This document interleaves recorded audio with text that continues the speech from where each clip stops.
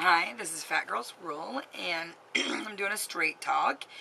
And this straight talk, sorry, I'm gonna move my camera. This straight talk is more on being frugal, and being frugal is a big part of my life, even though maybe you guys don't see it because I do buy a lot of stuff.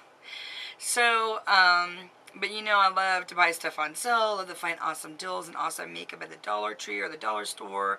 Some of my favorite pieces of jewelry I've only gotten for a few dollars, and that was new at a store, but I have no problem in buying clothes, and I'm trying to think. I don't think I have anything. I was trying to find, I should have grabbed some things. Hang on a second. Don't mean to be rude. I was trying to find something I wanted to show you guys. Darn it. Yeah, I can't find it. I'm sure this will take 2 videos, so I'll show it. I'll show them in here. I was just going to show you some of my favorite shirts that were secondhand and things I've gotten. So I love getting things at garage sales. I like going to garage sales, but I don't really like having garage sales. I just usually donate everything or give it to people who need it so they don't have to.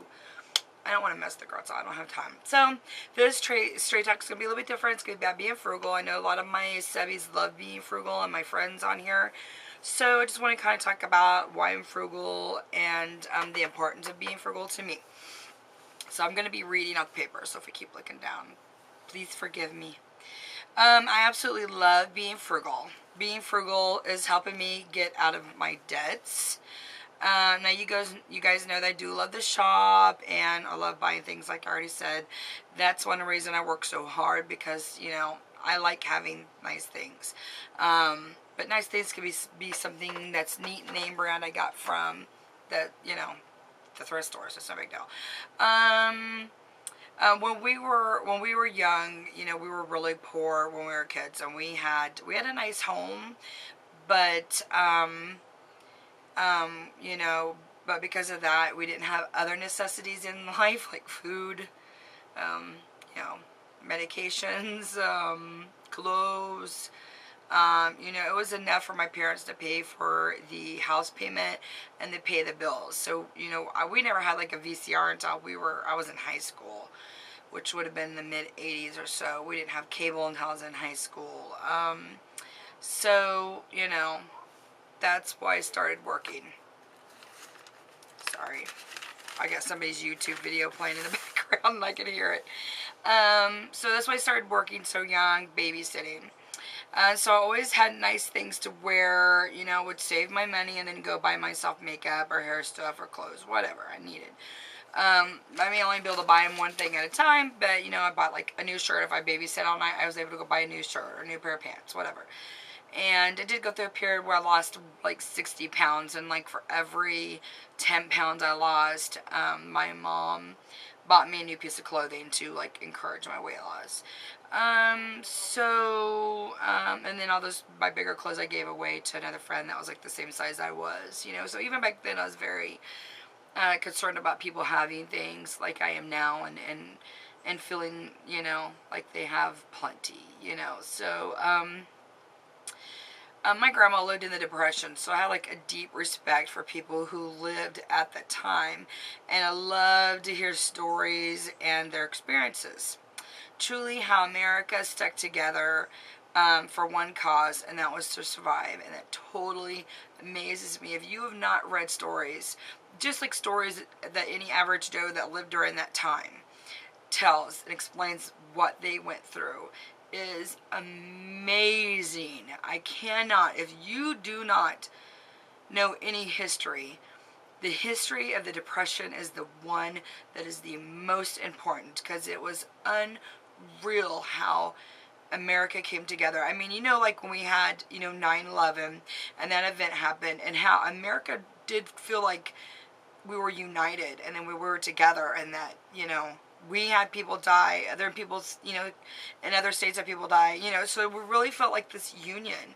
And when the Depression is way, way more than that. These people were amazing how they stuck together. I'm just flabbergasted when I read stories about it. So truly, America stuck together, you know, for that cause, just to survive. And it was not to survive so they could have new clothes. It was survive so they could stay alive. Um, so, I look at myself and, okay, I own like 3 cars, but they're all older cars and they're paid in full. I have a nice simple house. It's nothing big. It's nothing fancy. I'm hoping to get it paid off by the time I'm 45. It may be into like 45 and 50, but that's my goal. And when I set a goal, that's it. I just finished paying off my 3rd credit card, and so I don't have any debt, like a car payment or credit card payment, things like that. I can't express the importance of being debt free is to me. Hang on, let me fix this, because I keep looking down. Why is it important to be debt-free? My personal reason why it's important to be debt-free is that I want my children to have an inheritance. And if I'm debt-free, then my house, all the money they sell for my house goes in their pocket. All my belongings sold go in their pocket. So, hence the Barbie collection.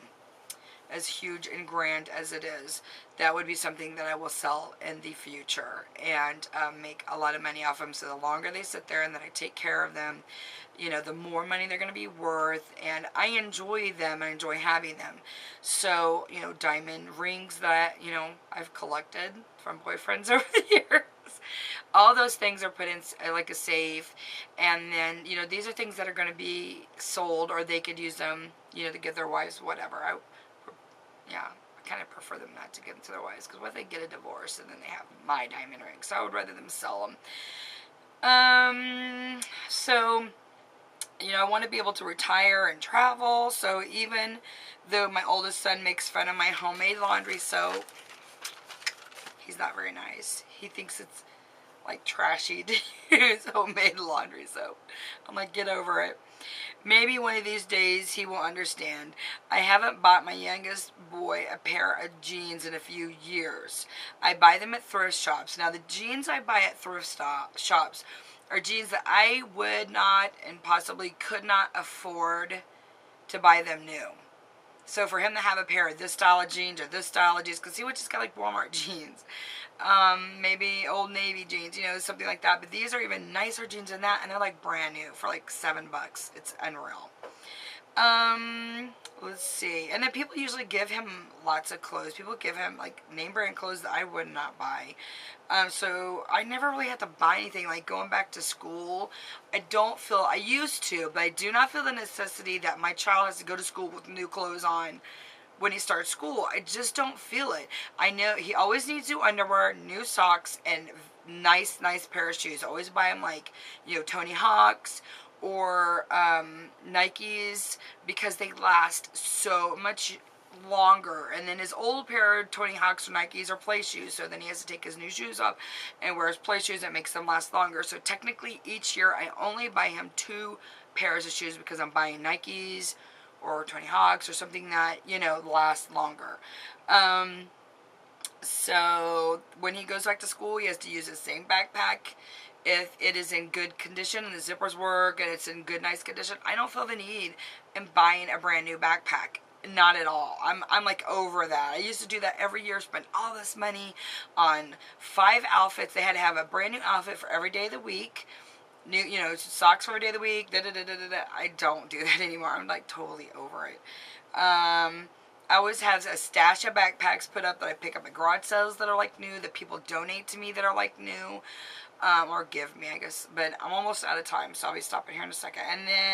And I'll start the number 2 one. And so, I pick up backpacks at garage sales. Nobody knows if they're new or not. And after the first week, they all look the same. They all look like they've been used and yada, yada, yada. So I'm over that. So, and then for school supplies, all my school supplies were bought last year after school starts. They're 75% off, so I have like this big suitcase.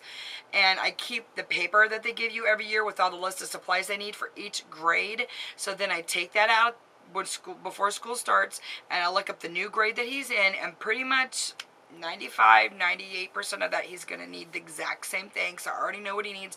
And his backpack is packed. And I only have to buy like Kleenexes, stuff like that. That's it. That's all I buy for school. So let me get back with part 2 on being frugal. Love you guys. Bye.